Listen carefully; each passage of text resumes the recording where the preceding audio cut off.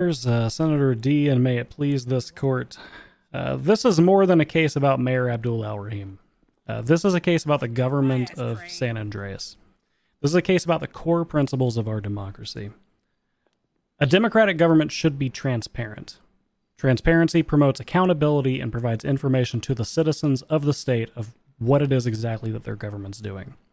Today's case specifically deals with a lack of transparency by the office of Mayor Abdul. When asked to provide the details of the state budget, Mayor Abdul insisted that the citizens find out themselves, filing subpoenas and FOIA requests. His administration refused to provide information to high-ranking government officials, business owners, civilians, and everyone alike. The office of Mayor Abdul refused even to indulge the concept of transparency. The Unified Police Department sought that information, and it very quickly became apparent why Mayor Abdul al-Rahim did not want to provide that information publicly. On his first days in office, Mayor Abdul al-Rahim transferred to his personal bank account $914,000 for the purchase of a, quote, mayoral vehicle, an amount greater than any individual department of this government has been funded over the course of the last 3+ months. It could be argued that this transaction alone constitutes general corruption and gross incompetence.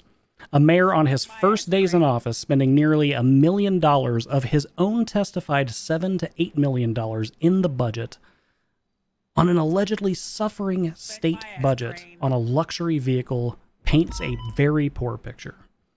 However, the accounts of Mayor Abdul al-Rahim indicate that only $789,886 of those dollars of the nearly million was actually spent on the car, leaving a surplus of $124,114, which was transferred to Mayor Abdul but was not spent.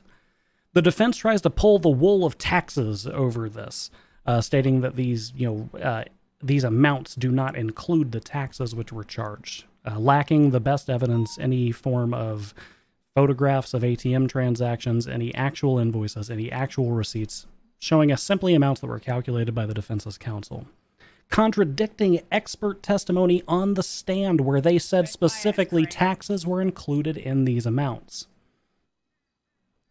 Claims are made that part of this money was for reimbursement of G&E cryptocurrency already in the possession of Mayor Abdul. However, this creates yet another problem. Witness testimony today indicated that $200 was not the proper price of cryptocurrency at the time that it was obtained by Mayor Abdul during his term as mayor. Further, witness testimony has indicated that there is a quote-unquote wholesale price for G&E where the price is reduced when more is purchased. Mayor Abdul factored neither of these in when he reimbursed himself, utilizing the state's budget as a personal piggy bank to pay himself excess for a product, profiting off of his own mayoralship. Mayor Abdul has attempted to sway this court by stating that the purchase of this vehicle did not include tax, hence the discrepancies, but again, witness testimony and the mechanic who performed the labor herself contradicts this. Mayor Abdul's transgressions did not stop there, however. Minor transactions come into question, such as the spending of $8,000 on a metal detector for personal rather than professional needs. Mayor Abdul seems to believe that this is that simply because the mayor used this item, it is an official mayoral product, as though this is a simple tax write-off and not an official state expense, as though it was not the taxpayers who funded Mayor Abdul's metal detecting that day. All of these actions culminated when Mayor Abdul al-Rahim paid $1,304,100 on a hotel room at the Diamond Hotel. A room with a retail cost of $252,000, grossly inflated, with things like $5,000 per week for Wi-Fi access, $5,000 per week for car parking services, and other outrageous costs, some of which are included in the base price of the hotel services itself as viewable through exhibits. The mayor spent these grossly disproportionate amounts in self-admitted embezzlement, spending $45,000 of those dollars on VIP casino memberships for himself. The rest was frivolously spent, calculated by an individual who stood on the stand today and admitted that he did not understand why he calculated those amounts or the costs of the underlying services. The purchase of this service alone is grossly in excess of what prior sitting mayors spent or were allowed to spend. The cost sunk on this hotel room is not only grossly out of touch with the actual cost of the housing provided, but it is also clearly personal in nature. There is no reason that our taxpayers should be paying $90,000, more than a 2-week budget for the emergency medical services, for the man sitting in the defendant's table right there to have minibar access for a period of 9 weeks.